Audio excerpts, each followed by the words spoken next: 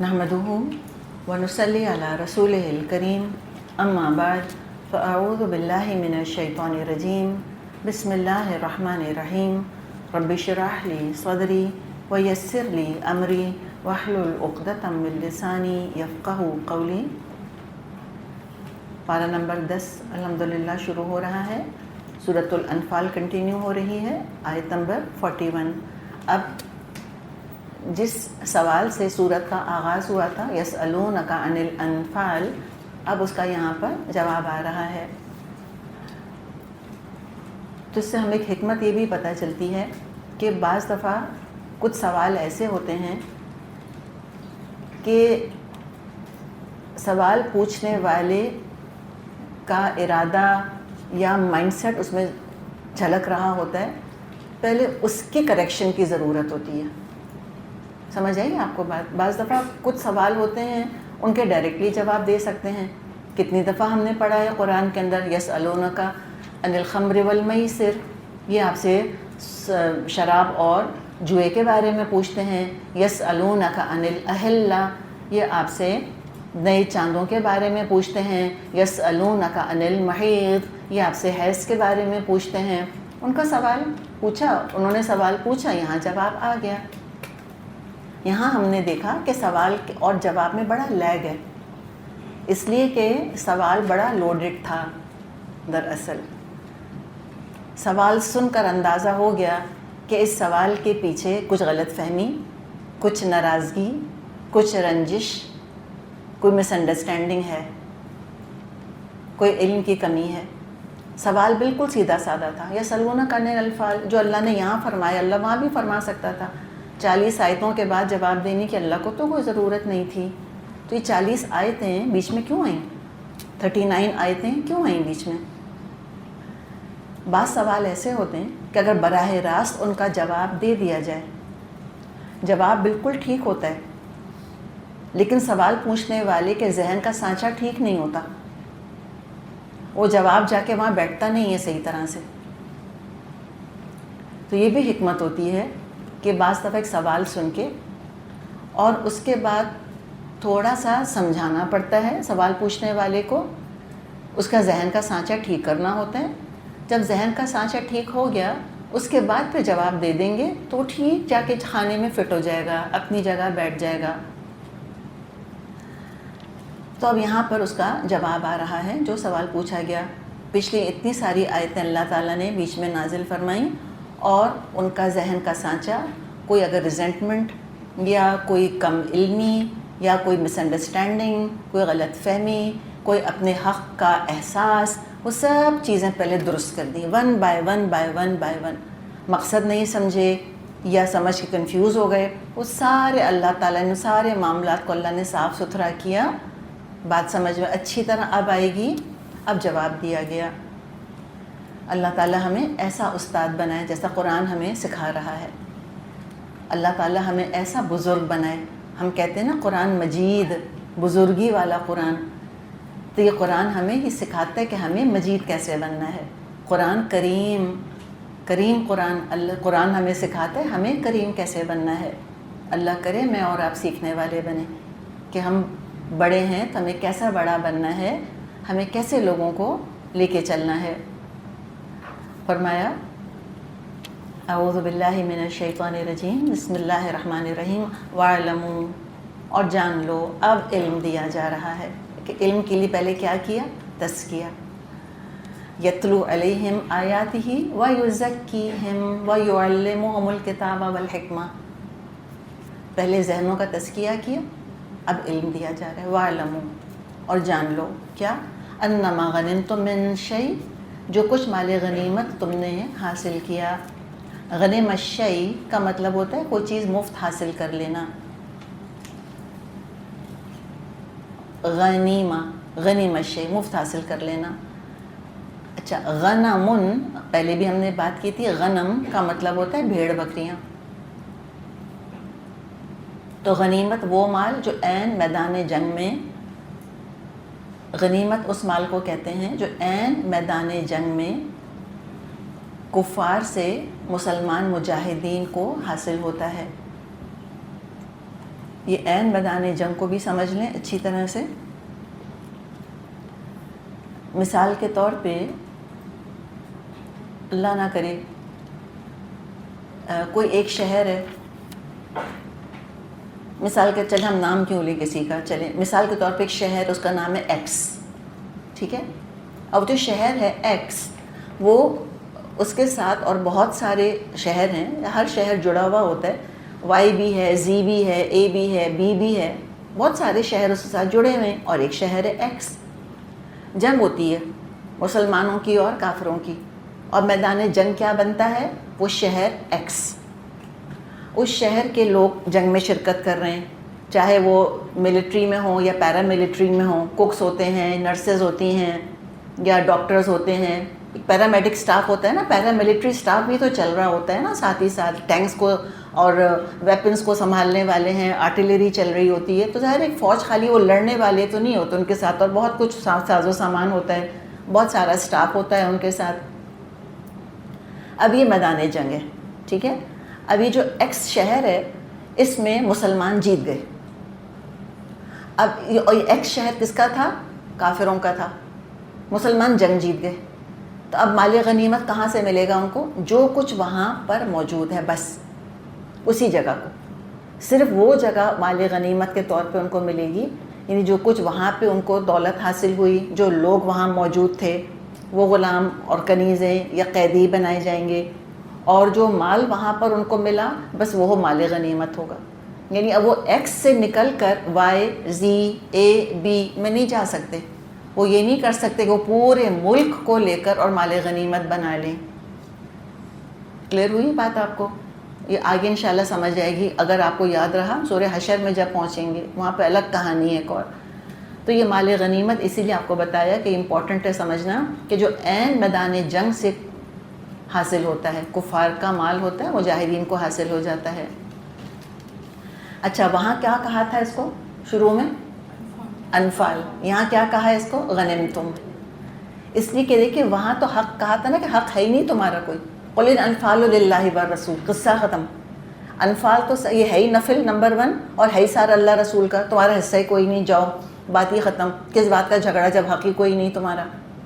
لیکن چونکہ اب یہاں جو ان کو حق کے طور پہ دینا ہے تو اب کہا جا رہا ہے کہ ہاں اب یہ غنیمت ہے، جس کو ہم عام زبان میں مال غنیمت کہتے ہیں. تو ہم نے اس کا مطلب کیا دیکھا یہاں پر؟ غنیمت شیء، جو چیز مفت حاصل ہو جائے.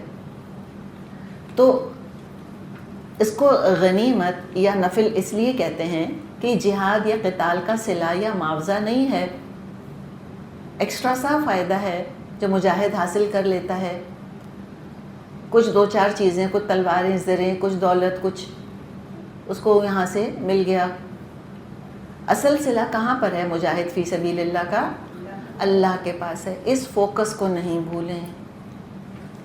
جو نمبر آپ کو ملتے ہیں یہ کیا ہیں؟ نفل. یہ غنیمت ہے. اصل صلہ آپ کا کس کے پاس ہے؟ اللہ کے پاس ہے. اللہ کے پاس ہے. تو اس چیز کو بہت جلدی ہم بھول جاتے ہیں. اس لیے کہ انسان ظاہر پرست ہے نا، وہ بہت جلدی انفولڈنگ ایونٹس کے اندر انوالو ہو جاتا ہے، اور وہ یہ بھی بھول جاتا ہے کہ ہم آئے کیوں تھے. کیوں آئے تھے مسلمان بدر میں جنگ کرنے کے لیے؟ یہ سوچ کر آئے تھے کہ مال غنیمت ملے گا، دولت کے لیے آئے تھے؟ کس کے لیے آئے تھے؟ جب مشاورت ہو رہی تھی اور ساری باتیں کر رہے تھے، اطیعوا اللہ و اطیعوا رسول، بس اللہ کے دین کے لیے آئے تھے. ہم کیوں آئے تھے یہاں پہ جب کورس شروع ہوا تھا؟ ہم اللہ کا کلام پڑھنے کے لیے آئے تھے، سمجھنے کے لیے آئے تھے. ہمیں محبت ہو گئی تھی، ہمارا دل چاہنے لگ گیا تھا کہ ہم اللہ کا کلام پڑھیں. اس نیت کو یاد رکھیں، اس اوریجنل نیت کو یاد رکھیں. بہت جلدی ہم سائڈ ٹریک ہوتے ہیں، بہت جلدی پھر اسی نفل پر جھگڑا شروع ہوتا ہے. اتنا کیوں اور اتنا کم کیوں، اور اس کو اتنا کیوں دیا اور اس کو اتنا کیوں دیا، اور مجھ کو اتنا کیوں ملا. پھر ہم ظاہر پرستی کے اندر الجھ کے رہ جاتے ہیں. مقصد ہمیشہ ہمیں تازہ کرنا پڑے گا. شیطان بلا دیتا ہے ہم کو کہ آئے کیوں تھے ہم یہاں پر. اپنا مقام سمجھیں، آپ معمولی نہیں ہیں. اللہ تعالیٰ نے کس مقام پر بٹھایا ہے آپ کو، کیا دیا ہے اللہ نے آپ کے ہاتھ میں، کیا کام لینا چاہتا ہے اللہ آپ سے، کیا علم دے رہا ہے اللہ تعالیٰ آپ کو. اپنی کتاب کا علم اللہ تعالیٰ ایسے نہیں ہر ایرے غیرے کو دے دیتا. اپنے دین کی خدمت کا شرف ہر ایک کو نہیں دے دیتا اللہ. ہم بیسکلی مجاہدہ ہیں، اور علم کی مجاہدہ ہیں اس وقت ہم. تو اپنے مقام کو یاد رکھیں, یاد دلائیں اپنے آپ کو. تو اب یہاں پر جو مال غنیمت کا ذکر ہے, بتائے کہ یہ غنیمت ہے, یہ اصل صلہ نہیں ہے, اصل اجر اللہ کے پاس ہے. اگر یہاں غنیمت مل گیا, مال غنیمت مل گیا, ٹھیک ہے, نہیں ملا تو نہ غم اور نہ محرومی کا احساس. اس میں کمپٹیشن نہیں کرنا. کب کہا ہے اللہ تعالیٰ نے کہ تم دنیا میں کمپٹیشن کرو؟ لکھا ہے کہیں؟ ہر جگہ لکھا ہے فاستبقوا الخیرات, نیکیوں میں سبقت کرو. سابقوا الی مغفرۃ من ربکم, دوڑ اپنے رب کی مغفرت کی طرف. تو ٹرمینالوجی بڑی امپورٹنٹ چیز ہوتی ہے, یہ ذہنوں کو مولڈ کرتی ہے, ذہنوں کے سانچے بناتی ہے. تو اس کو غنیمت کہہ کر ایک مائنڈ سیٹ بنا دیا مسلمانوں کا کہ جو تم کو یہ غنیمت ملی ہے من شیئن. یہ انداز تو دیکھیں نا, من لگایا سے, شیئن, شیئن کے نیچے دو زیر کی تنوین ہے, نکرہ. تو من شیئن سے کیا مطلب ہے؟ تمہیں کتنی غنیمت ملی ہے؟ تصور کیا, دیکھیں ایک امپریشن کیا دیا جا رہا ہے. ایک تو ہے غنیمت آلریڈی ایکسٹرا ہے, مقصد ہی نہیں ہے. اوپر سے کیا ہے من شیئن, اس سے کیا امپریشن پڑ رہا ہے؟ حقیر, معمولی ترین. ساری دنیا بھی تم کو غنیمت میں اگر مل جاتی نا, پورا سولر سسٹم بھی تم کو اگر مل جاتا نا, جس پر کہ سورج طلوع ہوتا ہے, تب بھی کچھ نہیں ہے. من شیئن قل متاع الدنیا قلیل. اے نبی صلی اللہ علیہ وسلم ان سے کہہ دیجئے کہ ساری دنیا قلیل ہے, قلیل, کچھ بھی نہیں ہے. اور ہمیں کس کو ملی ہے پوری دنیا؟ اس قلیل کا بھی ہم کو ایک ذرہ بھی نہیں ملا ہے, مجھ کو اور آپ کو. تو اس پر مرے اور لڑے جاتے ہیں ہم. سوچیں ذرا, یہ تو ہمارا حال ہے. تو اللہ تعالیٰ نے بالکل منیمائز کر دی. وہ اسکرین کے اوپر نہیں, بعض دفعہ ہم دبا کر اور کسی چیز کو بالکل منیمائز کر دیتے. تو اللہ تعالیٰ اسی طرح دنیا کو اتنا سا ذرہ بنا کر ایک کونے کے اوپر کھڑا کر دیتا ہے لے جا کر, کہ بس یہ من شیئن, تھوڑی سی کوئی چیز ہے. تو بس بہرحال اس کے اپنے پھر اب قوانین تو آنے ہیں. تو اس کے بارے میں کیا فرمایا؟ فَأَنَّ لِلَّهِ خُمُسَهُ. تو اس کا جو 5واں حصہ ہے وہ اللہ کا ہے, وَلِلرَّسُولِ, اور اس کے رسول کے لیے ہے. اللہ رسول کے لیے ہے, ٹھیک ہے. یعنی ہم دیکھ رہے ہیں کہ اللہ کا حصہ نکلے گا مال غنیمت میں سے. اللہ کا حصہ کیا مطلب؟ کہ اللہ کو گھر بنوانا ہے اپنا. اللہ کا حصہ کیا مطلب؟ اللہ کے دین کی نشر و اشاعت کے لیے, پروپیگیشن آف فیتھ کے لیے. اس کے لیے آبویسلی پیسہ چاہیے ہوتا ہے, ہیومن ایفرٹ بھی چاہیے ہوتا ہے. اور پیسے کے بغیر کیا ہو سکتا ہے دنیا کے اندر؟ اسلام ایسا نامعقول دین نہیں ہے کہ ہم سے کہے کہ دفع کرو پیسے کو, حقیر چیز ہے, گندی چیز ہے, بس تم اللہ اللہ کرتے رہو. نہیں, اللہ اللہ مجھے کرنا بھی ہے, مجھے اللہ اللہ کروانا بھی ہے, اور مجھ کو اللہ اللہ کرنے کا ماحول بھی بنانا ہے. جو اس کی مخالفت کر رہے ہیں ان کو چپ بھی کرانا ہے. تبلیغ سے چپ نہیں ہوں گے تو تلوار سے چپ ہوں گے. جو بھی میتھڈ ہے وہ تو استعمال کرنا ہے. ان سب چیزوں کے لیے پیسے چاہیے. تو مسجدیں بنوانا, جہاد کی تیاری وغیرہ, ان سب کے لیے اس میں سے غنیمت میں سے اللہ کے لیے حصہ نکلے گا, اللہ کے دین کی تبلیغ کے لیے. وَلِلرَّسُولِ. اچھا, اب رسول کے لیے بھی نکلے گا. تو یہ خمس نکل جاتا ہے اللہ اور اللہ کے رسول کے لیے. تو رسول کے لیے کیا, وہ کیا کریں گے؟ اس کا کیا کریں گے رسول صلی اللہ علیہ وسلم اس پیسے کا جو غنیمت میں سے ان کو حصہ ملا؟ جی, یتیموں کو دیں گے. اور کیا کریں گے؟ جی, کوئی ہاتھ کھڑا کر کے بتائے. جی, مسلمانوں کی فلاح اور بہبود کے لیے خرچ کریں گے. اور بتائیے. معاشرے کی تعمیر کے لیے کریں گے. اور بتائیے. دین کے کاموں کے لیے کریں گے. آپ لوگوں نے تو ایسے بنا دیا کہ لگتا ہے کہ اللہ کے رسول انسان نہیں تھے. ان کی اپنی ذاتی ضروریات تھیں کہ نہیں تھیں؟ جی, ان کے گھر والے تھے کہ نہیں جن کو کھانا تھا؟ ان کے بچے تھے کہ نہیں تھے؟ ان کے غریب رشتہ دار تھے کہ نہیں تھے؟ انہیں خود کھانا تھا یا نہیں؟ گھر پرووائڈ کرنے تھے اپنے گھر والوں کو یا نہیں؟ دیکھیے, یہ ایک مائنڈ سیٹ بڑا امپورٹنٹ ہے. ہم کہتے ہیں دین والوں کو پیسے کی کیا ضرورت ہے. یہ وہی مائنڈ سیٹ چھلکا ہے آپ کا اس وقت, جب آپ نے کہا کہ اللہ کے رسول سے بڑھ کر دیندار کون ہو سکتا ہے. ان کو تو چاہیے کہ سارا پیسہ لوگوں پہ خرچ کریں, تو خود کیا کریں؟ فاقے کریں, گھر والوں کو کچھ نہ دیں. کپڑوں کی ضرورت ہوتی ہے کہ نہیں؟ 2 جوڑے بھی چاہیے, اور 9 بیویاں اگر ہیں تو 18 بنے کہ نہیں بنے؟ کھانا چاہیے ان سب کو، گھر میں چولہا جلنا ہے، بیٹی بھی ہے، اپنے غریب رشتہ دار بھی ہیں، خود بھی کھانا کھانا ہے، آپ کو اپنی بھی سواری چاہیے، گھوڑا چاہیے، خچر چاہیے، اس کا چارہ آئے گا، اس پہ زین کسی جائے گی، آپ کو اپنے لیے لباس چاہیے. یہ سب چیزیں کہاں سے آئیں گی؟ خود تو خرچ کر کے پھر نذرانے لیں گے کیا لوگوں سے؟ ہرگز نہیں. تو اللہ نے اپنے رسول کو ہینڈ آؤٹس کے اوپر نہیں چھوڑا. آپ کو پتہ ہے زکوٰۃ حرام تھی نبی اکرم صلی اللہ علیہ وسلم کے لیے. آپ زکوٰۃ نہیں لے سکتے تھے، آپ صدقہ بھی نہیں لے سکتے تھے. کیوں؟ عزت نفس کی حفاظت ہونی چاہیے جو دین کا کام کر رہے ہیں. ان کو ہینڈ آؤٹس نہیں دینے چاہیے، نہ ان کو انتظار کرنا چاہیے کہ اچھا میری ضرورت پوری کرنے کے لیے کوئی تحفہ دے گا مجھ کو، کوئی نذرانے پیش کرے گا لا کر میرے لیے. اس سے بھی عزت نفس کمپرومائز ہوتی. لوگ دیکھیں، لوگ دینے کو تو دے دیتے ہیں، پھر عزت کرتے ہیں؟ کبھی بھی نہیں کرتے. تو اللہ تعالیٰ نے اپنے رسول کے لیے حصہ رکھا تھا مال غنیمت میں سے، اور بھی جگہوں سے حصہ تھا، ایک مال غنیمت میں سے بھی تھا. تو لہٰذا اس چیز کو کبھی ذہن میں لے کے مت آئیے گا کہ دین والوں کو پیسوں کی کوئی ضرورت نہیں ہوتی. وہ تو ایسے اللہ والے ہوتے ہیں کہ وہ تو فرشتے ہوتے ہیں، نہ پیٹ لگا ہے ان کے ساتھ اور نہ خاندان، سب لگا ہے دین والوں کے ساتھ. سب کو پیسے کی ضرورت ہے، اور بہت اچھا ہے کہ وہ پیسوں کی طرف سے غنی رہیں. بیسٹ کیا ہے کہ وہ لوگ دین کا کام کریں جن کو پیسہ مانگنا نہیں پڑتا. یہ بیسٹ ہے. کیوں؟ اس لیے کہ وہ کسی کے پریشر میں نہیں آتے. جب کوئی پیسہ دیتا ہے، تنخواہ دیتا ہے، تو مجھے بتائیں جو مولوی صاحب پڑھانے آتے ہیں ان کے ساتھ کیا معاملہ کرتے ہیں؟ ان کو نوکر کی طرح ٹریٹ کرتے ہیں. بولیں نا آپ لوگ، لگتا ہے کہ مولوی صاحب آئی نہیں آپ کے گھر کے اندر. اس لیے کہ تنخواہ دیتے ہیں. مولوی صاحب بچوں کے امتحان ہو رہے ہیں، بتائیے گا. مولوی صاحب آج 10 منٹ پڑھائیے گا. وہ خیر وہ کون سے کوئی بہت آدھا گھنٹہ پڑھانے کے موڈ میں، اللہ ماشاء اللہ. اس طرح ٹریٹ کرتے ہیں، استانی جی ہوں یا وہ مولوی صاحب ہوں. ٹھیک ہے؟ تو یہ ہمارا طریقہ بن گیا. ہونا یہ چاہیے کہ دین کا علم دینے والے غنی ہوں لوگوں کی طرف سے، لوگوں کے ہاتھوں کو نہ دیکھیں. تو اس میں کون آ جاتے ہیں؟ یہ جو ساری بیگم صاحبات بیٹھی ہوئی ہیں، ان کو چاہیے کہ وہ نکلیں، وہ کام کریں دین کا. ہم نے آج کل کیا فرض کر لیا کہ دین کا کام غریبوں کی ذمہ داری، اسی کے ساتھ وہ چندہ مانگتے رہتے ہیں. ہوتا ہے کہ نہیں ہوتا؟ چندہ دے دو، چندہ دے دو، مسجد کے لیے چندہ دے دو، فلاں چیز کے لیے چندہ دے دو، مدرسے کے لیے چندہ دے دو. ڈونیشنس کی ضرورت پڑتی ہے، لیکن پھر لوگوں کا اپنا کام ہے خود دینا.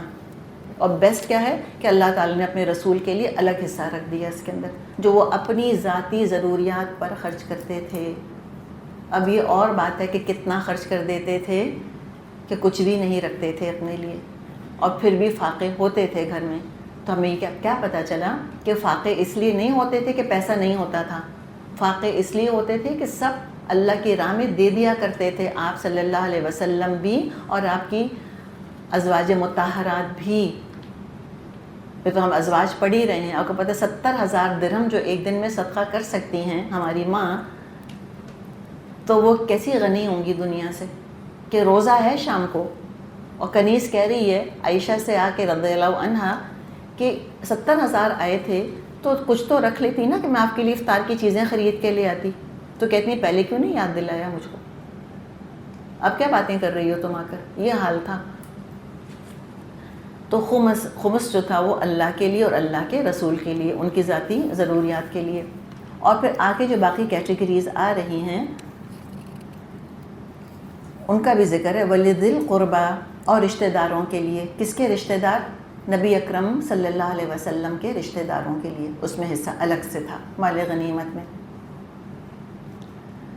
اس لیے کہ جہاں زکوٰۃ آپ صلی اللہ علیہ وسلم پر حرام تھی، آپ کے رشتہ داروں پر بھی حرام تھی.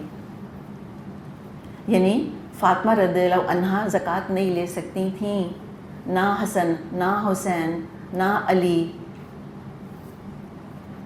نہ رقیہ، نہ ام کلثوم. رقیہ کا تو انتقال ہی ہو گیا تھا رضی اللہ عنہا کا، لیکن بہرحال سمجھ گئے نا، پوائنٹ سمجھ میں آپ کو آ گیا. تو ان کو بھی اس میں سے حصہ ملتا تھا. اب آگے معاشرے کے عام مختلف طبقات کا ذکر ہے جو کہ محروم طبقات ہیں. والیتامہ، اور یتیموں کا، جو معاشرے کے یتیم ہیں ان کو دیا جائے گا اس میں سے مال غنیمت میں سے. والمساکین، اور مسکینوں کو دیا جائے گا جو کما رہے ہیں لیکن پورا نہیں پڑ رہا، وابن السبیل، اور مسافروں کو دیا جائے گا، یعنی سوشل ویلفیئر کے کاموں میں یہ پیسہ لگایا جائے گا۔ ان کنتم آمنتم باللہ، اگر تم ایمان لائے ہو اللہ پر، یعنی تمہارے ایمان کی علامات میں سے یہ چیز ہے کہ تم پھر اس کو فالو کرو۔ وما انزلنا علی عبدنا یوم الفرقان یوم التقى الجمعان، اور اس چیز پر جو فیصلے کے روز یعنی دونوں فوجوں کی مڈبھیڑ کے دن ہم نے اپنے بندے پر نازل کی تھی، واللہ علی کل شیء قدیر، اور اللہ ہر چیز پر قادر ہے۔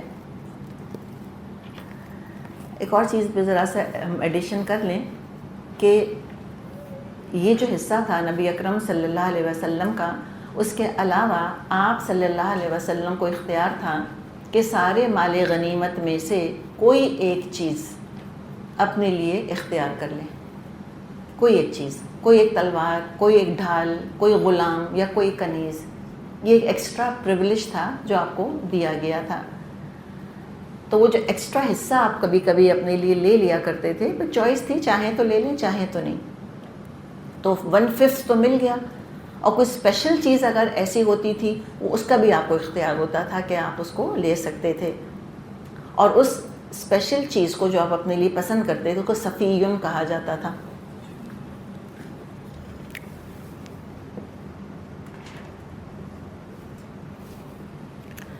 صفیٌ یعنی آپ نے کوئی چیز چن لی اپنے لیے، تو یہ کس کا بتایا گیا؟ یہ 5واں حصہ۔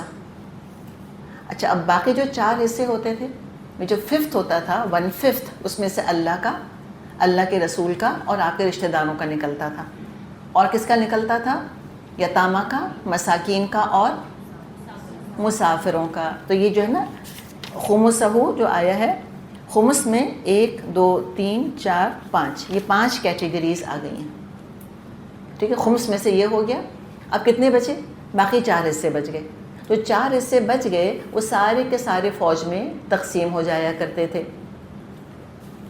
پیدل جو چل رہے ہوتے تھے، جن کے پاس سواری نہیں ہوتی تھی، ان کو 1 حصہ ملتا تھا، اور سوار کو 3 حصے ملا کرتے تھے، جیسے کہ وہ خود ہے اور پھر اس کو سواری کا بھی انتظام کرنا ہے، اس کے چارے وارے کا بھی انتظام کرنا ہے، تو اس کو پھر یہ زیادہ ملا کرتا تھا، اسی کہ اپنی سواری لے کر آیا۔ ہم کو ذہن میں یہ بات رکھنی چاہیے کہ اسٹینڈنگ آرمیز نہیں ہوتی تھیں، تنخواہ دار آرمی نہیں ہوا کرتی تھی کہ گورنمنٹ نے پرووائڈ کی ہوئی یہ سواری، گورنمنٹ نے پرووائڈ کیا ہوا یونیفارم، گورنمنٹ نے سپلائز فراہم کیے ہوئے، نہیں، جو آتا تھا اپنا کھانا لاتا تھا، جو آتا تھا اپنی سواری لے کر آیا کرتا تھا، گورنمنٹ کچھ نہیں دے رہی ہوتی تھی، سب کا اپنا پرسنل ایفرٹ تھا، تو لہٰذا ان کو اس طرح سے اس میں سے حصہ دے دیا جاتا تھا۔ مال غنیمت کے بارے میں ہم پہلے بھی بات کر چکے ہیں کہ پچھلی امتوں کے لیے مال غنیمت حلال نہیں تھا، سارا اکٹھا کیا جاتا تھا پھر جلا دیا جاتا تھا۔ اچھا، کون تقسیم کرے گا یہ مال غنیمت؟ فوج کا جو سربراہ ہوگا، جو ملک کا سربراہ ہوگا، اور عام طور پہ ہوتا یہی ہے، جو ملک کا سربراہ ہوتا ہے وہی کمانڈر ان چیف ہوتا ہے، یہی ہوتا ہے نا امریکہ میں، چاہے وہ ایک تکلفہ نہیں ہو، لیکن بہرحال جو پریزیڈنٹ آف امریکہ ہیں وہ کمانڈر ان چیف بھی ہوتے ہیں۔ تو یہی دراصل تھا کہ جو ملک کا سربراہ، جو فوج کا سربراہ، وہ سیم ہوا کرتا تھا۔ مسلمانوں کا خلیفہ ہمیشہ 2 حیثیتوں میں اور ہوتا تھا، ایک تو خلیفہ ہوتا تھا، لیڈر آف دا کمیونٹی، دوسرا وہ امام ہوتا تھا، مسجد میں امامت کراتا تھا، نمبر 3 وہ سپہ سالار ہوا کرتا تھا، کمانڈر ان چیف ہوا کرتا تھا۔ تو جو ملک کا سربراہ ہوگا وہ اس کو تقسیم کرے گا مال غنیمت کو۔ تو اب کرنا کیا ہوگا؟ پہلے کیا ہوتا تھا؟ جس کے ہاتھ جو لگ گیا وہ اس کا ہو گیا۔ اب کیا کرنا ہے؟ جس کے ہاتھ جو لگا سب جمع ہوگا، اکٹھا ہوگا ایک جگہ، سوئی دھاگا بھی نہیں لے سکتے اس میں سے، کسی کو ٹچ بھی نہیں کر سکتے، کوئی غلام اپنے لیے خود سے نہیں لے سکتے، نہ کوئی کنیز لے سکتے ہیں، سب جمع ہوگا، گورنمنٹ کے پاس جائے گا، اور اس کے بعد گورنمنٹ جو ہے اس کو ڈیوائڈ کرے گی۔ یہ طریقہ مال غنیمت کی تقسیم کا ہے۔ تو فرمایا کہ تم کو اس پر عمل کرنا ہے، اور پھر فرمایا کہ دیکھو اگر تم اللہ پر ایمان رکھتے ہو تو یہی کرنا، اس تقسیم پر راضی ہو جاؤ، اور جو ہم نے نازل کیا اپنے بندے پر یوم فرقان کے دن، یوم الفرقان جنگ بدر کا نام ہے۔ یوم خاص ایک ٹرم ہے قرآن کی، ہم پڑھیں گے سورۃ ابراہیم میں، فذکرہم بایام اللہ، ان کو اللہ کے ایام کے ذریعے سے یاد دہانی کرائیے۔ تو یوم کی جمع ہے ایام۔ یوم دراصل کس کو کہا جاتا تھا؟ عربی تاریخ میں اگر ہم دیکھیں، جس دن کوئی بڑا واقعہ پیش آیا، کوئی جنگ ہوئی۔ اب جنگیں لانگ ڈرون آؤٹ جنگیں تو ہوتی ہی نہیں تھی کہ سالوں سالوں ایک مارکا چل رہا ہے، ٹھیک ہے، وہ آپس میں ان کی تھوڑی بہت لڑائی جھگڑے چلتے رہتے تھے، لیکن جنگ کا کیا تھا کہ بھئی گئے، جنگ ہوئی، شام کو ختم، دیٹس اٹ، ایک دن کی جنگ ہوتی تھی۔ ہم دیکھ رہے ہیں سارا ایسے ہی ہوا۔ وہ احزاب بالکل ڈیفرنٹ تھی کہ مہینے بھر چلتی رہی تھی، ورنہ بدر ہے یا احد ہے بس ایک دن کا معاملہ ہوتا تھا، دن بھی پورا نہیں لگتا تھا۔ تو یوم بیسکلی پھر لفظ استعمال کیا جاتا تھا ان دنوں کے لیے جب کوئی عذاب آیا یا کوئی جنگ ہوئی جس دن۔ تو اس کو کیا کہا گیا ہے؟ یوم الفرقان، فرق کرنے والا دن، یوم البدر، جس دن کے دو جماعتیں جمع ہوئی تھیں۔ اور یہاں پر اللہ تعالیٰ نے یہ کہہ کے کہ ہم نے نازل کیا اپنے بندے پہ، کیا نازل کیا؟ فرشتے نازل کیے، اللہ تعالیٰ نے فتح بخشی، غیب سے مدد کی۔ تو یہاں پھر مائنڈ سیٹ کو دوبارہ درست کیا ہے کہ کامیابی تمہاری کمزوری نہیں بننی چاہیے۔ ایسا نہ ہو کہ تم کہو کہ آئی deserve it, I earned it, نہیں، یہ مت سمجھنا کہ مالی غنیمت تم نے ارن کیا ہے، فتح بھی تم نے تو ارن نہیں کری۔ اپنے قوت بازو پر غرور نہیں پیدا ہونا چاہیے کہ خود کو تم انونسبل سمجھنے لگ جاؤ، کہ فتح اللہ کی طرف سے ہے۔ اللہ نے موزانہ طور پہ مدد بھیجی، اللہ تعالیٰ نے نبی اکرم صلی اللہ علیہ وسلم کی دعاؤں اور تمہاری دعاؤں کے جواب میں فرشتے اتارے۔ یہ بھی حقیقت ہے کہ کامیابی کا نشہ کئی اخلاقی خرابیاں پیدا کرتا ہے، تو اس کو یہیں کنٹین کر لیا، ایگوز کو انفلیٹ نہیں ہونے دی اللہ تعالیٰ نے۔ اور خود اپنی زندگی پہ نظر ہم ڈالیں تو حقیقت ہے کہ جو کامیابی ملی صرف اور صرف اللہ کا کرم، صرف اللہ کا کرم، ورنہ اپنی محنت اور اپنی کوشش کے مقابلے میں تو کتنے فیکٹرز ایسے تھے جو کہ راستے کی رکاوٹ بن سکتے تھے، کتنے فیکٹرز ایسے ہوتے ہیں۔ تو جو ملتا ہے اللہ کا کرم ہے، الحمدللہ، سارا کریڈٹ اللہ کو۔ کوشش ہم کریں گے، محنت ہم کریں گے، دعا ہم کریں گے، اور پھر کریڈٹ سارا اللہ کو دے دیں گے۔ اور اگر فتح نہیں ملی، شکست نصیب میں لکھی تھی، ہم اللہ سے ناراض نہیں ہوں گے، اپنی اصلاح کریں گے۔ اب آگے ذرا جنگ کا نقشہ ہے وہ کھینچا جا رہا ہے۔ فرمایا اذ انتم بالعدوۃ الدنیا وہم بالعدوۃ القصویٰ والرکب اسفل منکم،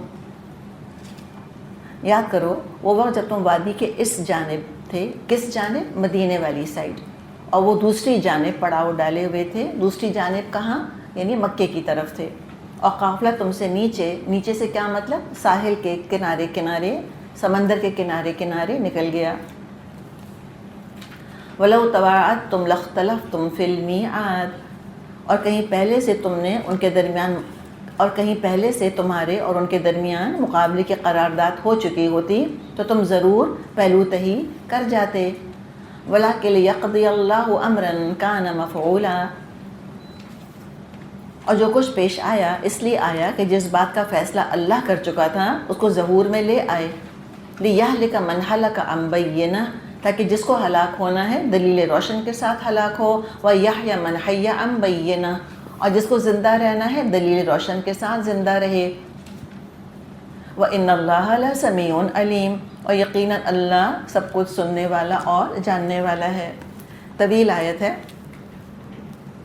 ایک تو لوکیشن بتا دی، مسلمان بدر کی وادی میں اس کنارے پر تھے جو مدینے سے قریب تھا، قریش اس دور والے کنارے پر تھے جو مکے سے قریب تھا، اور جس قافلے سے بنیادی طور پر دو ہاتھ کرنے کے لیے نکلے تھے وہ ساحل سمندر کے ساتھ سے گزر رہا تھا۔ یعنی ابو سفیان نے کیا کیا تھا کہ حملے کے خطرے کے پیش نظر انہوں نے قافلے کا راستہ چینج کر دیا تھا، اور کسی اور راستے سے لے کر اپنے قافلے کو وہ بچ کر نکل گئے تھے۔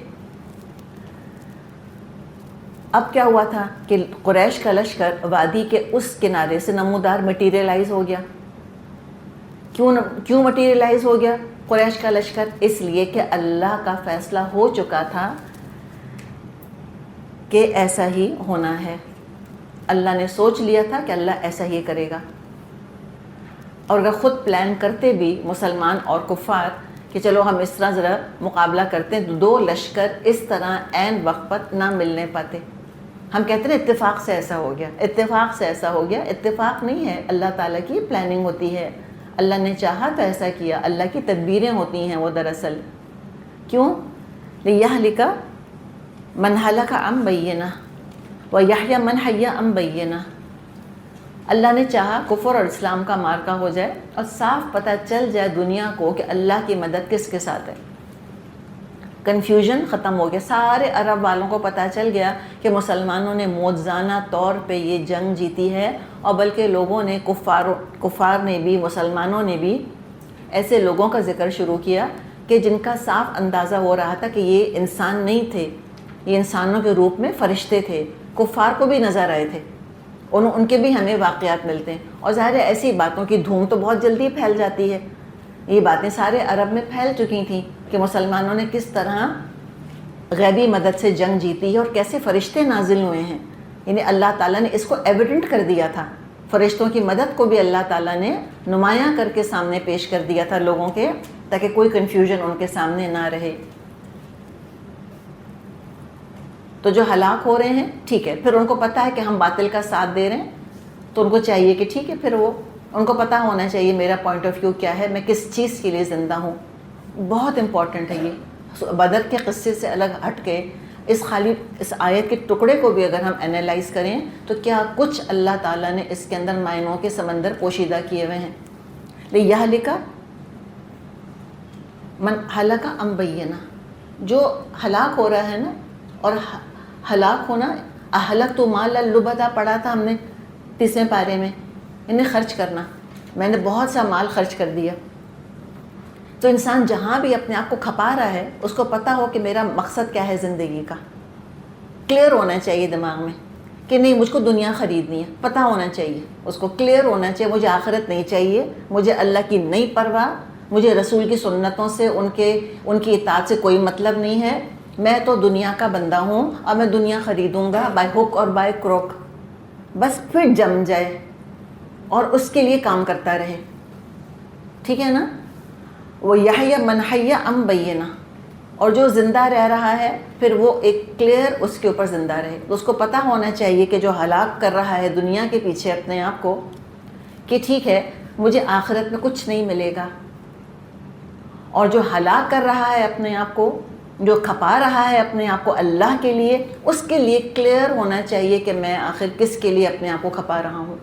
دنیا مل گئی تو خیر ہے، نہیں بھی ملی تو کوئی بات نہیں. میں تو آخرت کے لیے ویسے ہی کام کر رہا ہوں، مجھ کو تو ویسے اللہ کی محبت اور رضا چاہیے، میں تو ویسے ہی جنت چاہتا ہوں. تو یہ اپنی موت کا بھی پتہ ہونا چاہیے کہ کس کے لیے اپنے آپ کو کھپا رہے ہیں، اور زندگی کا بھی پتہ ہونا چاہیے. وَيَحْيَىٰ مَنْ حَيَّ عَنْ بَيِّنَةٍ. اور جو زندہ ہے اس کو پتہ ہونا چاہیے کہ زندگی کا مقصد کیا ہے. کتنے لوگوں کو تو پتہ ہی نہیں زندگی کا مقصد کیا ہے. there's no بینہ، ہے ہی نہیں کو بینہ ان کی زندگی کے اندر. وہ خود ہی ڈیسائیڈ نہیں کر پاتے کہ ہم کس چیز کے لیے زندہ ہیں.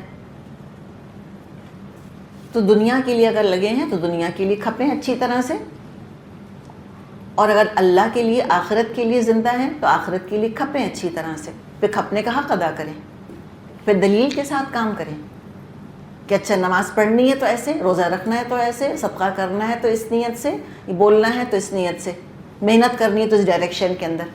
ہوتا کیا کہ ہماری محنت نا اسکیٹرڈ ہے. ہم ایک دفعہ دوڑتے ہیں دنیا کی طرف، ہم کہتے ہیں نا نا نا نہیں، پھر ہم چلتے ہیں کہتے ہیں چھوڑو، ہم چلتے ہیں آخرت کی طرف. پھر تھوڑی دیر کے بعد کہتے ہیں نہیں مجھے تو دنیا بھی چاہیے، پھر بیک ٹریک کرتے ہیں، پھر دنیا کی طرف دوڑتے ہیں. تو ہوتا کیا ہے، نہ خدا ہی ملا، نہ وصال صنم، نہ ادھر کے رہے نہ ادھر کے رہے. مذبذبین بین ذلک لا الہ اولائی ولا الہ اولائی. یہ ہے منافق. کبھی دوڑتا ہے دنیا کی طرف، دنیا بھی پوری طرح حاصل نہیں کر پاتا، پھر گھبراتا ہے، پھر دوڑتا ہے اللہ کی طرف، پھر گھبراتا ہے، پھر واپس پیچھے آتا ہے، کچھ بھی نہیں ملتا، ہاتھ پلے کچھ نہیں آتا اس کے سوائے فرسٹریشن کے. اور آج میجورٹی مسلمانوں کا معاملہ یہی ہے. ہم میں سے ہم فوکسڈ نہیں ہیں کہ ہم کس لیے دنیا میں بھیجے گئے ہیں، ہم کون ہیں، کیا میری آئیڈینٹی ہے، کیا شناخت ہے، کیا مقصد ہے زندگی کا میری. جم جائے ایک دفعہ ہر چیز سیکنڈری ہو جاتی ہے اس کے بعد. یہ نہیں کہ انسان دنیا سے کٹ کے بیٹھ جاتا ہے یا دنیا کے لیے پریشان نہیں ہوتا, نہیں ایسے نہیں ہوتا, لیکن وہ پریشانی جو ہے نا وہ ایک اس کی زندگی کا غم نہیں بن جاتی, پیرالائز نہیں کر دیتی اس کو پتہ یہ سیکنڈری چیز ہے, سب انفعال ہے, یہ سب کچھ, یہ سب سیکنڈری ہے, بس میں اپنے رب کو راضی کرنے کے لیے زندہ ہوں, میری زندگی کا مقصد تیرے دین کی سرفرازی, میں اسی لیے مسلمان, میں اسی لیے نمازی. جو کہتے ہیں نا زندگی بے بندگی شرمندگی, کیا زندہ ہو اگر اللہ کے بندے نہیں بنے, کیا پایا تم نے اگر اللہ کی محبت نہیں پائی, کیا کیا تم نے اگر اللہ کے دین کے لیے محنت نہیں کری, کیا فضول ضائع کیے اپنے آپ کو, واٹ اے ویسٹ. کیا اللہ نے مشینری تم کو دی, کیا اشرف المخلوقات تم کو بنایا, اور کہاں کھپے ہو جا کر کیڑے مکوڑوں کی لیول پہ زندگی گزار رہے ہو, اور 99.99% دنیا اسی لیول پہ زندگی گزار رہی ہے. فضول, ویسٹ آف لائف, ایبسلیوٹلی. اسی کے لیے روتے ہیں, اسی کے لیے ہنستے ہیں, اسی کے سارے ارمان ہیں ہمارے دل کے اندر. تو یہ اتنی خوبصورت آیت ہے کہ جو ہلاک ہو تو بینہ کے اوپر, کہ پتہ ہو کہ اچھا مرنے کے بعد ٹھکانہ میرا جنت ہوگا یا جہنم, میں نے کیا سوچا ہے مرنے کے بعد کدھر جانا ہے مجھ کو, امٹیریل ہے تو ٹھیک ہے پھر جاؤ جہنم کے اندر. تو جو انسان موت کا مقصد بنا لیتا ہے تو زندگی کا مقصد کلیئر ہو جاتا ہے کہ زندہ رہنا ہے تو کس کے لیے زندہ رہنا ہے, اللہ کے لیے, یا زندہ رہنا ہے تو کس کے لیے زندہ رہنا ہے, دنیا کے لیے, دنیا والوں کے لیے. اور ان اللہ لسمیع علیم, اللہ سب کچھ سنتا, سب کچھ جانتا ہے. تو نصب العین واضح ہونا چاہیے. اب ایک اور فیکٹر اللہ تعالیٰ بیان فرما رہا ہے جس کے ذریعے اللہ نے جنگ کو فیسیلیٹیٹ کیا. وہ کیا تھا؟ اذ یریکہم اللہ فی منامک قلیلا ولو اراکہم کثیرا لفشلتم ولتنازعتم فی الامر ولکن اللہ سلم انہ علیم بذات الصدور. اور یاد کرو وہ وقت جب اے نبی صلی اللہ علیہ وسلم اللہ ان کو تمہارے خواب میں تھوڑا دکھا رہا تھا, اور کہیں وہ تمہیں ان کی تعداد زیادہ دکھا دیتا, ضرور تم لوگ ہمت ہار جاتے اور لڑائی کے معاملے میں جھگڑا شروع کر دیتے, لیکن اللہ ہی نے سے تم کو بچا لیا, یقیناً وہ سینوں کا حال تک جانتا ہے. اچھا, اب جو ڈفرینٹ اس میں مناظر ہیں اب دیکھیں, اور سارا کیا ہے, نمبر گیم. اس لیے کہ انسان کی کمزوری کیا ہے, نمبرز. ہم نمبر گیم میں بہت جلدی پڑھتے ہیں. کتنے تھے, لوگ پوچھتے ہیں آپ کے کورس میں کتنے لوگ آ رہے ہیں, کتنے اسٹوڈنٹس ہیں آپ کے پاس, ہوتا ہے نا, یہ ایک عام سوال ہے, ہمیں اس کا بہت ایک چسکا سا لگ گیا ہے جیسے. تو اللہ تعالیٰ اس کے بارے میں بتا رہا ہے کہ نمبرز جو ہیں بہت ڈسیپٹیو ہو سکتے ہیں, کچھ نہیں کہہ سکتے نمبرز کے بارے میں. نمبر 1 2 3 4 سے نہ کوئی جیتتا ہے نہ کوئی ہارتا ہے, اور یہ جو ہے بعض دفعہ ٹرکس بھی ہوتی ہیں. یہ تو خالی بعض دفعہ انسان کا امیجنیشن ہوتا ہے جو کام کر رہا ہوتا ہے, جس کو ہم زیادہ یا کم سمجھ رہے ہوتے ہیں, حقیقت میں وہ اس طرح نہیں ہوتا جو ہمیں نظر آ رہا ہوتا ہے. تو ہمیں یعنی ایک سپرفیشل انداز سے نکال کر ذرا ڈیپتھ میں اللہ لے کے جا رہا ہے, اور نمبر گیم کی حقیقت اللہ ہمیں سمجھا رہا ہے. ایک تو کیا کہ اذ یریکہم اللہ فی منامک قلیلا, نمبر 1 کون دکھا رہا تھا, اللہ. کس کو دکھا رہا تھا, کفار کو. کس کے خواب میں, نبی اکرم صلی اللہ علیہ وسلم کے خواب میں. آپ نے خواب دیکھا تھا, یہ خواب دیکھا تھا کہ دشمن تھوڑے ہیں. ٹھیک ہے, ہم سمجھ گئی نا, کفار کا لشکر. کس کا خواب تھا, نبی اکرم صلی اللہ علیہ وسلم کا.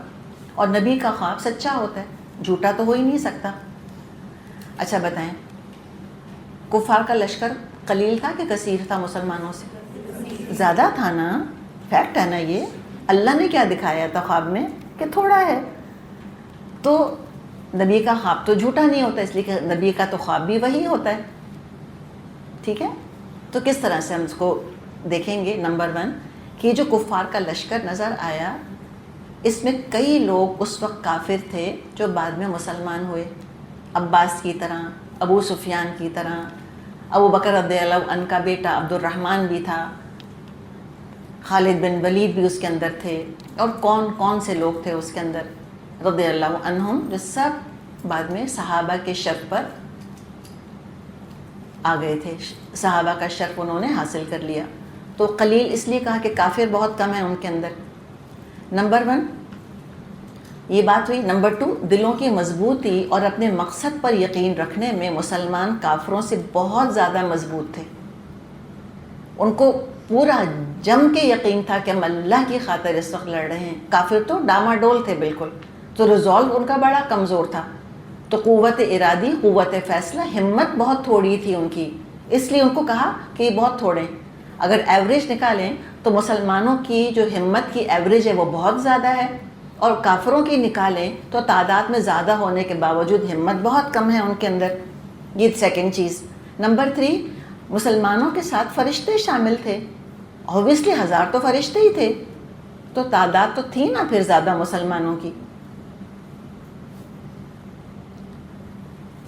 تو جو شخص حق کے لیے کھڑا ہوتا ہے اس کو یقین ہونا چاہیے کہ غیبی مدد میرے ساتھ ہے. اللہ ہمیں ظاہر باطن دونوں دکھاتا ہے. کہا, اس کمزوری کا لحاظ رکھا یہاں پر کہ وَلَوْ أَرَاكُمْ كَثِيرًا لَفَشِلْتُمْ. اگر اللہ یہ بتاتا کہ وہ بہت سارے ہیں تو تم کمزور پڑ جاتے. وَلَتَنَازَعْتُمْ فِي الْأَمْرِ, اور تم جھگڑے میں پڑ جاتے. وَلَكِنَّ اللَّهَ سَلَّمَ, لیکن اللہ نے تم کو سلامت رکھا اس فتنے سے. تو کون پھسل جاتے اور کون جھگڑنے لگتے؟ 300 کے 300. ابو بکر, عمر, علی, سب لڑنے جھگڑنے لگ جاتے کہ ہم تو نہیں جا رہے جنگ کرنے. سب ایسے کرتے, پورا بدر کا لشکر نہیں. چند کمزور دل مسلمان ایسے تھے, چند کمزور دل ایسے کرتے, ہمت ہار جاتے. کوئی کہتا جنگ کرو, کوئی کہتا مت کرو. لیکن اللہ نے سارے اختلاف کو کمزوری کا سبب نہیں بننے دیا. اس سے ایک اور بات پتہ چلی کہ جب تک کوئی معاملہ ہوا نہیں ہوتا ہم اس کے بارے میں بات کر سکتے ہیں, کریں نہیں کریں, ایسے کریں ایسے کریں. ایک دفعہ ڈیسائیڈ ہو گیا کہ ایسے کرنا ہے, اب ساری جماعت کا فیصلہ لیڈر کے فیصلے کے ساتھ متفق ہونا چاہیے. اب اپنا ذاتی اختلاف چھوڑ دیں. اگر وہ کامیاب ہو گیا الحمدللہ, اگر وہ فیصلہ ناکامی کی طرف لے کر گیا تو بعد میں کوئی نہ کہ ہم نے تو پہلے ہی منع کیا تھا, میں تو پہلے ہی کہہ چکی تھی ہمیں ایسے نہیں کرنا چاہیے, دیکھا میری بات نہیں مانی. یہ تبصرہ کس نے کیا تھا؟ اگر احد آپ کو یاد ہو تو آل عمران میں کس نے کہا تھا ہماری بات نہیں مانی, دیکھا اس لیے شکست ہو گئی. منافق کرتے ہیں ایسی باتیں, اور اس رول کو زندگی میں بھی آپ نافذ کر کے دیکھیں. Don't turn back and look. کبھی ماضی کو پلٹ کے مت دیکھیں, اس سے انسان کا دل کباب بن جاتا ہے پچھتا کر. ایسا انسان اپنے آپ کو جو ہے نا بیش کرتا ہے کہ ہائی میری بے وقوفی, ہائی میری حماقت, کیسے میں نے یہ کام کر لیا. بھئی جو ہو چکا وہ ہو چکا. What is done can not be undone. آگے چلیں, آگے کا دیکھنا چاہیے انسان کو. تو سارے لوگوں نے اتفاق کیا الحمدللہ, آپ صلی اللہ علیہ وسلم کے سب پیچھے رہے. اور یہ جو فرمایا اللہ تعالیٰ نے کہ انہم علیم بذات الصدور, اللہ سینوں کا حال جانتا ہے. کس کے سینوں کا حال؟ جو بدر میں مومن کھڑے تھے, جو صحابہ کھڑے تھے, اللہ سب کے سینوں کا حال جانتا تھا. سب ڈر بھی رہے, تو سارے ڈر نہیں رہے تھے, کچھ ڈر بھی رہے تھے, کچھ منع بھی کر رہے تھے, لیکن ایمان سب کے دلوں میں تھا. کسی کے دل میں یہ خیال نہیں آیا تھا کہ ہم پھر نبی کا ساتھ چھوڑ کے واپس مدینے چلے جاتے. ایک بھی واپس نہیں مڑا تھا, ناٹ ایون ون. سب اسلام کے ساتھ مخلص تھے. اور سچی بات یہ ہے, دیکھیں کہ جو ٹیم ہوتی ہے اس میں ہر طرح کے لوگ ہوتے ہیں, سب ایک درجے کے نہیں ہوتے. اصل کامیابی کی ترکیب کیا ہوتی ہے کہ کم ہمت کو ہمت دلائی جائے کہ شاباش شاباش تم کھڑے ہو جاؤ. جو ہمت والے ہوتے ہیں وہ تو خود چل پڑتے ہیں, جو ہمت ہار رہے ہوتے ہیں ان کو پکڑ کے کھڑا کرنا, ان کو ان کے حال پہ نہیں چھوڑ دینا کہ جاؤ ٹھیک ہے ہمت نہیں تو جاؤ واپس چلے جاؤ. نہیں, آپ صلی اللہ علیہ وسلم نے ایک دفعہ بھی نہیں کہا تھا میٹنگ میں, مشاورت میں, کہ ٹھیک ہے جو ڈر رہا ہے واپس چلا جائے. نہ, ایسے نہیں کوئی ہوتا. ٹیم جب بن گئی ہے سب کو لے کے چلنا ہے. کبھی ٹیم ایک لیول کی نہیں ہوتی, سارے ایک جیسے انٹیلیجنٹ, سارے ایک جیسے ہمت والے, سب ایک جیسے مضبوط ارادے والے نہیں ہوتے. تو جن کا ارادہ مضبوط ہے وہ ان کو پکڑیں جو کہ کمزوری دکھا رہے ہیں. جو طاقتور ہیں وہ تو خود چلیں گے, جو کمزور ہیں ان کو طاقتور تھامیں. ڈیول رسپانسبلٹی, اپنی اور اپنے کسی ایک ساتھی کی ذمہ داری اٹھانی ہے. ہم کہتے ہیں نا کہ a team is as strong as its weakest link. سب سے زیادہ مضبوط ہم کیا کہیں گے, کوئی ٹیم کتنی مضبوط ہے, جو اس کا کمزور ترین جتنا مضبوط ہوتا ہے اتنی ٹیم مضبوط ہوتی ہے. تو لہٰذا اس کمزوری کو دیکھنا ہے. اور یہ صرف جنگ کا قانون نہیں ہے، ہر کام کا قانون ہے، صرف اسلام کا قانون نہیں ہے. کسی سیکولر لیول کے اوپر آپ اس کو اپلائی کر دیں لے جا کر، قانون ایک ہی ہے. اور ٹیم ورک ہی کامیاب ہوتا ہے. تو لہٰذا خالی اپنی ذات تک مجھ کو اور آپ کو محدود نہیں رہنا، بلکہ عام کو دیکھنا ہے کون گر گیا، کون پیچھے رہ گیا، کون چھوڑ کے چلا گیا، ان سب کو پکڑیں، سب کو تھامیں. اور تھامنے کا طریقہ تو آج کل بالکل آسان ہے، سب کے ہاتھ میں ماشاءاللہ. وہ کیا ہے ہماری ہر دل عزیز چیز، جی ہمارے اپنے سیل فون سب کے پاس ہے. کریں واٹس ایپ میسیجز دیں پیار بھرے. اب تو وائس میسیج بھی آ گیا اور ایموجیز بھی آ گئی ہیں. حالانکہ پرسنلی مجھ کو تو ایک آنکھ نہیں بھاتی، لیکن بہرحال جو بھی ہے، دھڑکتے دل بھی دھڑک رہے ہوتے ہیں ایسے ایسے کر کے باقاعدہ اس کے اندر. تو وہ دھڑکتے دلوں کے ساتھ ڈالیں امیجز، پیار سے بلائیں لوگوں کو، سمجھائیں ان کو جو بھی آپ کا ان کے ساتھ تعلق ہے. ہم ایسے بے فکر ہو کے نہیں بیٹھ سکتے کہ وہ قرآن کا کورس چھوڑ کے چلے گی، بس ٹھیک ہے نہیں کرنا نا ان کو، بس ٹھیک ہے نہ کریں. حالات ہی ایسے. بھئی کیسے ہیں حالات؟ ساری دنیا کے جب کام ہو رہے ہیں تو قرآن کیوں نہیں پڑھا جا سکتا؟ میں اور آپ بھی گھر بیٹھ سکتے تھے آرام سے چھٹی لے کر بیٹھیں کہ کووڈ جائے گا تو ہم کلاسیں شروع کریں گے. تو کون جیتا ہے تیری زلف کے سر ہونے تک؟ پھر پتہ نہیں زندہ رہتے کہ نہ رہتے میں اور آپ جب تک. تو ہمیں ہمت کر کے کچھ نہ کچھ تو کرنا ہے نا بھائی. جو ہو رہا ہے وہ تو کرنا ہے. آن لائن ہی کر لیں گے، جو آ سکتے ہیں وہ تو آ جائیں گے، جو گھر بیٹھ کے سن رہے ہیں وہ سنیں تو صحیح کم از کم. کیوں نہیں ٹیسٹ دے رہے؟ پکڑیں ان کو. یہ بدر جو ہے یہ خالی بدر کی بات نہیں ہو رہی، آپ کو کہ انفال لگتا ہے ہمارے لیے نازل ہوئی. یہ قرآن کا انداز ہے. جو قرآن کے ساتھ رشتہ جوڑ لیتا ہے نا، پھر لگتا ہے قرآن اسی کے لیے نازل ہوا ہے، اسی وقت کے لیے نازل ہوا ہے، اسی کے حالات کے لیے نازل ہوا ہے. ہمیشہ کی گائیڈنس ہے اس کے اندر. یہ بدر تک محدود تھوڑی ہے کہ بس صحابہ کی بات ہو گئی اور میں اور آپ تو فارغ ہیں. نہیں، ہر مجاہد اس سے کنیکشن فیل کر سکتا ہے، ریلیٹ کر سکتا ہے. یہ تو مزے کی بات ہے. اور جو ریلیٹ کر سکتے ہیں اس کا مطلب ہے قرآن ان کو تبدیل کر رہا ہے. جو ریلیٹ نہیں کر سکتے ہیں نا اپنے آپ کو قرآن سے، اس کا مطلب ہے کہ وہ قرآن سے ریلیٹ نہیں کر پا رہے اپنے آپ کو، قرآن اثر نہیں کر رہا ان کے اوپر. فرمایا اذ یریکموہم اذ التقیتم فی اعینکم قلیلا ویقللکم فی اعینہم لیقضی اللہ امرا کان مفعولا. اور یاد کرو جب مقابلے کے وقت اللہ نے تم لوگوں کی نگاہوں میں دشمن کو تھوڑا دکھایا اور ان کی نگاہوں میں بھی تم کو کم کر کے پیش کیا، تاکہ جو بات ہونی تھی اس کو اللہ ظہور میں لے آئے. وَإِلَى اللَّهِ تُرْجَعُ الْأُمُورِ. اور آخرکار سارے معاملات اللہ ہی کی طرف رجوع کرتے ہیں. اب یہ عین میدان جنگ کا بیان ہے. پہلے تو شروع کا بیان تھا، اب یہ عین میدان جنگ کا بیان ہے. کافر مسلمانوں کو تھوڑے لگ رہے تھے، تو اس سے کیا ہوا؟ مسلمانوں کی ہمت بندھی. اور مسلمان کافروں کو تھوڑے لگ رہے تھے. کیوں؟ تاکہ کافروں کی بھی ہمت بندھے. اللہ نے ارادہ کر لیا تھا کہ جنگ ہونی ہے. لیقضی اللہ امرا کان مفعولا. فیصلہ ہو چکا تھا اللہ کا کہ جنگ تو ہو کے رہے گی. اللہ تعالیٰ کے اختیار میں سارے مناظر ہیں. جس طرح اللہ تعالیٰ چاہتا ہے ان کو ایڈٹ کر دیتا ہے مناظر کو. سچی بات بتاؤں میں آپ کو، اب یہ دیکھیں نا یہ ایڈیٹنگ کیسے ہوتی ہے اللہ تعالیٰ کی. یہ آخر اپنا بچہ اتنا اچھا کیسے لگتا ہے؟ کوئی 2 پیسے کی خوبی نہیں ہے اس کے اندر مثال کے طور پہ، لیکن لگتا ہے چاند سے اتر کر آئے ابھی. کیوں؟ یہ فرشتہ کیوں لگتا ہے اپنا بچہ؟ اپنی بیٹی شہزادی کیوں لگتی ہے؟ لگتا ہے کہ میری بیٹی سے تو اچھا اور دنیا میں کوئی نہیں، کسی کی بیٹی میری بیٹی کے مقابلے کی نہیں. اپنے منہ سے نہیں کہتی لیکن حقیقت ہے. یہ کیوں لگتا ہے؟ یہ اللہ فوٹو شاپ کراتا ہے نا اس طرح سے. جیسے کہ وہ ایک میری امی قصہ سناتی تھیں. ایک کوئی وہ تھی رانی تھی کہیں کی، ٹھیک ہے، اس کا بچہ اور اس کے پاس ایک حبشی میٹ تھی، اس کا بچہ، دونوں کہیں کھیل رہے تھے. تو اس رانی نے اپنی حبشن میٹ سے کہا کہ جاؤ یہ کھانا جا کے حسین ترین بچے کو دے کر آ جاؤ. اب جب رانی کا بچہ واپس آیا تو اس نے پوچھا تو ہمیں مل گیا کھانا؟ بچے نے کہا مجھے تو کچھ نہیں ملا. تو اس نے میٹ سے کہا، جو اس کی جو بلیک میٹ تھی، حبشن میٹ تھی، کہ کدھر گیا وہ کھانا؟ اس نے کہا آپ نے کہا تھا حسین ترین بچے کو دے کر آؤ، میں اپنے بچے کو دے کر آ گئی. تو ماں کی نظر میں اپنے بچے سے اچھا کون ہوتا ہے؟ تو کون ہی فوٹو شاپ کرا رہا ہے اس کو؟ اللہ کراتا ہے. اللہ نظروں کو اس طرح سے بنا دیتا ہے.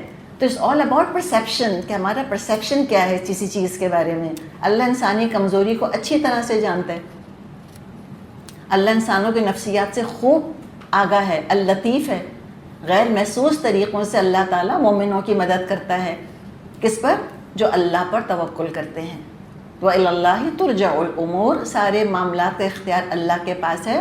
کم دکھانا، زیادہ دکھانا، بڑھا دینا، گھٹا دینا، سب اسی کی طرف سے. میرا آپ کا کام کیا ہے؟ ہاتھ میں سونٹی ہو، ڈنڈا ہو، تیر ہو، تلوار ہو، نیوکلیئر ویپن ہو، کچھ ہو، ہم دے مارے دشمن کے اوپر. ہم کوشش کر لیں اپنی سی.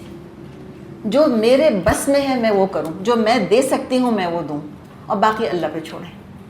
بات یہ ہے کوئی چیز کم نہیں ہے، بس بتانا یہ مقصد ہے اللہ تعالیٰ کا کہ کمی کسی چیز کی نہیں ہے. تم ہمت پکڑو، ہمت پکڑو تو دیکھو کیا کیا کام ہوں گے. وہ کیا شعر ہے کہ ہمت مرداں مدد خدا، اور اگر مجاہد یا انسان چاہے تو کیا ہو نہیں سکتا، سب ہو سکتا ہے. کیوں نہیں تبدیلی آئے گی؟ بالکل آئے گی انشاءاللہ تعالیٰ. کبھی نہ کہیں میں اور آپ کہ میں تو کمزور عورت ہوں. کس نے کہا کہ عورت کمزور ہوتی ہے؟ مجھے تو نہیں لگتا عورتیں کمزور ہوتی ہیں. میں نے تو کمزور عورتیں نہیں دیکھی. ہاں میں نے کمزور انسان دیکھیں. کون کمزور؟ جو بننا چاہے، جو ایک رحم کا مرکز بننا چاہے، جو ترس کا مرکز بننا چاہے، جو کچھ نہیں کرنا چاہتا. اول درجے کے جو کاہل ہیں وہ کہتے ہیں ہم سے یہ نہیں ہوتا، ہم سے وہ نہیں ہوتا. کرنے کو ہم سب کچھ کر سکتے ہیں. تو یہ بیسکلی بتایا گیا ہے کہ اللہ کی مدد آئے گی، لیکن اللہ تمہاری ہمت، تمہارا دل پہلے دیکھے گا کہ تم کرنا کیا چاہتے ہو. کچھ کرو گے اللہ 10 راہیں کھولے گا. نہیں کرنا تو پلیٹ میں بھی آفر کریں گے تب بھی نہیں کریں گے جن کو نہیں کرنا. بات ساری یہ ہے. جن کو نہیں کرنا وہ کہیں گے ٹیچر نے نہیں پوچھا، فلاں نے مجھ کو نہیں پوچھا. تو یہ اتنی ناز برداری کر کے کیا اللہ کے دین کا کام کیا جائے گا؟ کہ یہ ہم نے توقعات رکھی ہیں کہ ہمارے ساتھ ہمارے نخرے اٹھا اٹھا کے، ہمیں وی آئی پی ٹریٹمنٹ دے دے کے، ہمارے ناز نخرے اٹھا اٹھا کے ہم سے کہیں گے کہ پلیز پلیز کرو. تو گودوں میں لے کے کوئی بھاگے گا ہم کو؟ ہم یہ چاہتے ہیں نا کوئی گود میں اٹھا کے مجھ سے جہاد کروا لے. یہ نہیں ہوگا، کوئی گود میں نہیں اٹھائے گا. اور جو اتنے نازک ہیں وہ سمجھے کہ بس وہ ایک پریزنس ہے، دیٹس اٹ. اللہ تعالیٰ نے فرمایا ہے نا سورہ منافقون میں، خوشبو مسندہ، ٹیک لگائی ہوئی خوبصورت لکڑیاں ہیں. They are just a number. وہ کام کبھی نہیں کریں گے. میں بتا دوں آپ کو، جو نخرے اٹھوا کر کہتے ہیں نا کہ ہم تو نخرے اٹھاؤ گے تو ہم آئیں گے، جب وقت پڑے گا تو سمجھے کہ وہ کسی کام کے نہیں ہیں. وقت پڑنے پہ کام کون آتا ہے؟ جو کہ اپنی مرضی سے جھک کر آتا ہے، جو کہتا ہے کہ میں نے یہ کام نہیں کیا تو میرا قصور ہے، جو یہ کہتا ہے کہ میں نہیں آئی تو آپ کا قصور ہے، آپ نے نہیں پوچھا ہم کو، آپ نے میسج نہیں دیا ہم کو، آپ نے امپورٹنس نہیں دی.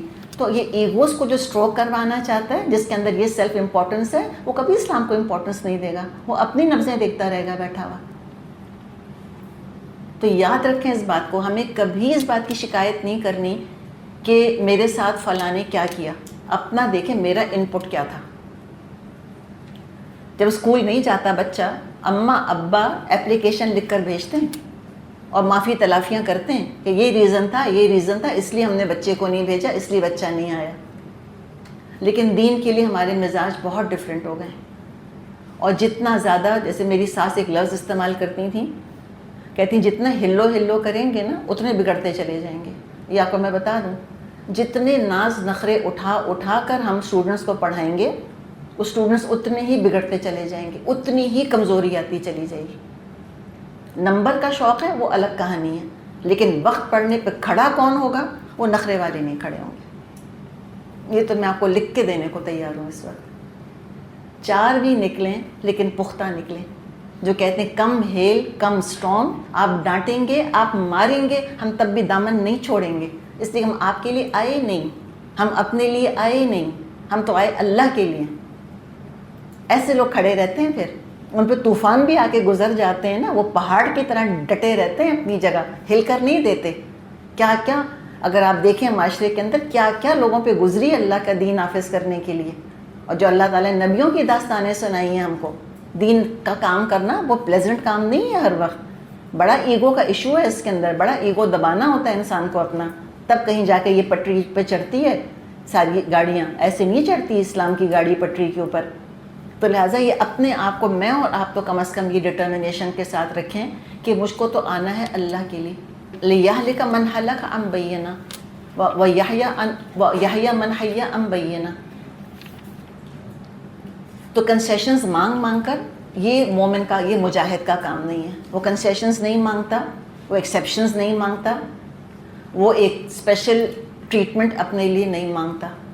وہ آ رہا ہے اللہ کے لیے، اور وہ گلٹ خود فیل کرتا ہے کہ کمزوری میری ہے، میں نے کام کیوں نہیں کیا وقت پر پورا. تو اللہ تعالیٰ نے ہم کو یہ بات یہاں بتا دی کہ اللہ تعالیٰ نے بہرحال انسانی کمزوری کا احساس کیا، اور اللہ تعالیٰ نے محنت کوشش کی، توفیق عطا فرما دی. اپنے بلبوتے کچھ نہیں ہو سکتا تھا. اپنا فرض ادا کرنے میں انسان محنت کوشش کرے، باقی اللہ کے اوپر چھوڑے، اللہ سب کچھ کر دے گا انشاءاللہ. سبحانک اللہم و بحمدک نشہد ان لا الہ الا انت نستغفرک و نتوب الیک. السلام علیکم ورحمۃ اللہ وبرکاتہ.